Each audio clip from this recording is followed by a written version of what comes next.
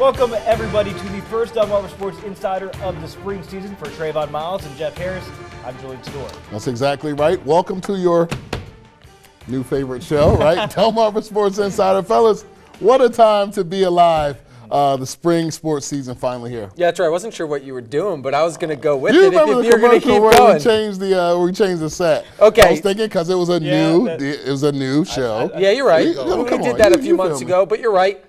Yeah, spring season here, the weather not so much, but it's going to come. Yeah, you know what, guys? I'm really excited because we've been talking about Salisbury men's lacrosse. We've been getting all that lacrosse action, and finally it's time to start with some really good high school action. Yeah. What better way to start it than a battle between CR and Kent? Exactly right. An interstate battle between two of the better teams that we happen to cover. Kent Island taking a pretty long trip to Cesar Rodney tonight in Camden, and CR actually debuting a new field. Kent Island be up one already. Defenseman Miles Lawrence taking it 60 yards by himself. Huge. Defender might want to get out on him. He's going to fire it past the keeper's head. That's going to tie us at one. Just under 5 minutes into the game. Now, time winding down in the first. Brian Heim going to run through the contact, shooting, striking the back of the net for his first goal of the game. 30 seconds later, the Bucks threatening again. Ricky Tubman, top shelf for another goal. KI up 2 to end the first. Now, the Riders trying to close that gap. Sean Woolleyhan going to get a rocket in between the keeper's legs. He netted 2 just before halftime to cut the lead to 1. All right, so second half, and Woolleyhan still hot through the keeper's legs again.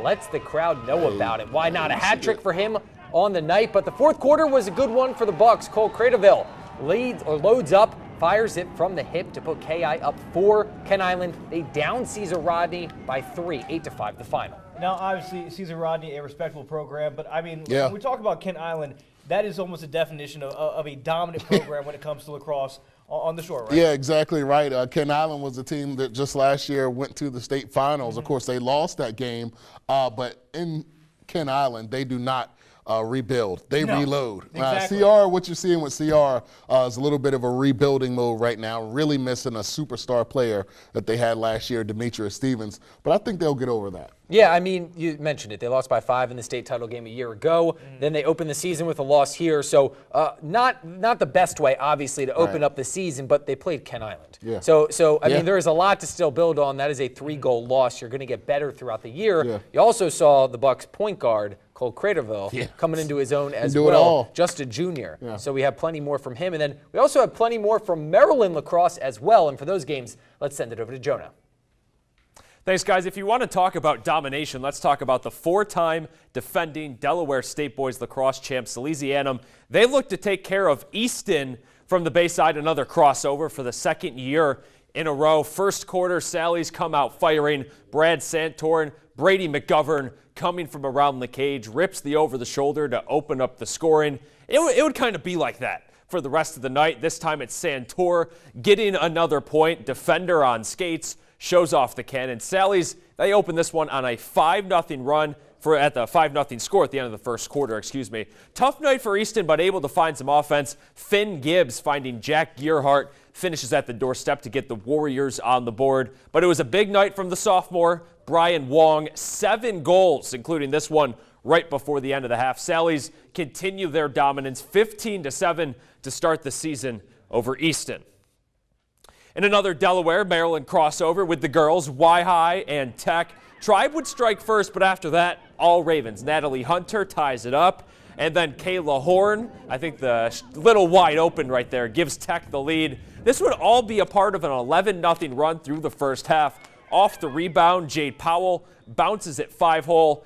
Y-High's Moise Nataflee, chance off the free position, turned away by the junior Brianda Wright to keep it a 10-goal game. And the other way, Morgan Johnson finding the top corner. Tech gets their season opener win over Y-High for the second straight year, 14-5.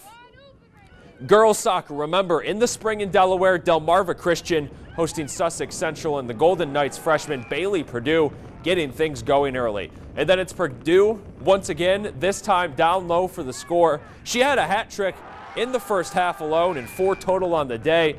But I think Grace Fetterman came out and said, you could do that, but I can do better. She had herself a day, a pair of goals in the first half to give the Royals a 4-3 lead at the break. If you thought that was good, second half, just add another 5 more on top of that. 7 goals on the day for Fetterman. Delmarva Christian cruises 10-5. Back over to you guys.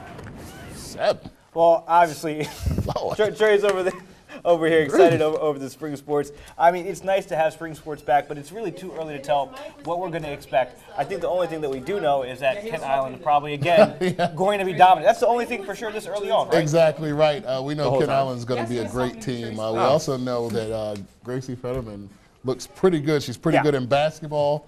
Also happens to be good on the pitch. 7 goals, that is pretty amazing. Yeah, we're talking about 2 goals in the first half, 5 in the second half. The wind was just crazy out there in Georgetown. EZAC Player of the Year in basketball. They won the EZAC championship, and she's only a sophomore. And then on the other side, Sussex Central as well. You saw Bailey Purdue. She's only a freshman. She had 4 goals in the game as well. So soccer getting underway. Hopefully we get the rest of the spring sports coming up this weekend. It's an exciting time, and looks like those underclassmen might dominate this season. So a lot to look forward to. That's going to do it for the A Block. But coming up, a little more high school basketball. One final game for some of our Bayside seniors. That's next when DSI returns.